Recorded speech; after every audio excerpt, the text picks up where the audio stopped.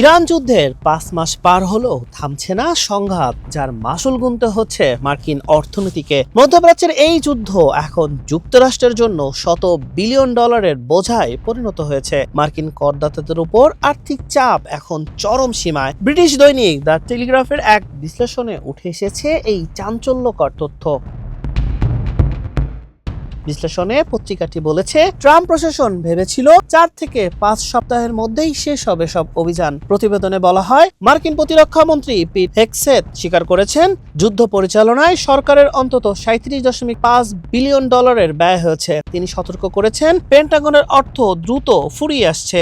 তবে দ্য টেলিগ্রাফের বিশ্লেষণ বলছে, প্রকৃত অর্থনৈতিক ক্ষতির পরিমাণ সরকারি হিসাবের চেয়ে অনেক বেশি। তাদের মতে, ইরান যুদ্ধে মার্কিন অর্থনীতির মোট ক্ষতি পৌঁছেছে প্রায় ১৫১.৩ বিলিয়ন মার্কিন ডলারে। যুদ্ধ চলতে থাকলে বছরের শেষ নাগাদ এই ক্ষতির পরিমাণ দাঁড়াতে পারে ৩১১.৩ বিলিয়ন ডলারে। সংঘাতের প্রভাবে যুক্তরাষ্ট্রের পেট্রোলের দাম ২১.৭% বেশি এবং ডিজেলের দাম প্রায় ৩৭% বেড়েছে। আন্তর্জাতিক বাজারেও ব্র্যান্ড ক্রুড অয়েলের দাম ব্যারেল প্রতি $১০০ ছাড়িয়েছে।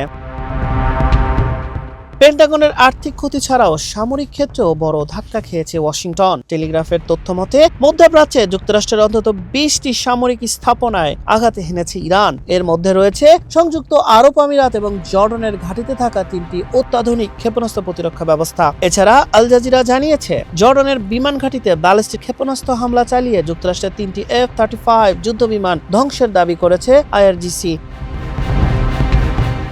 অন্যদিকে এএফপি জানায়, দেশটির উত্তর পশ্চিমাঞ্চলীয় জানজান প্রদেশে যুক্তরাষ্ট্রের হামলায় ৩ জন সদস্য নিহত হয়েছেন বলে জানায় IRGC।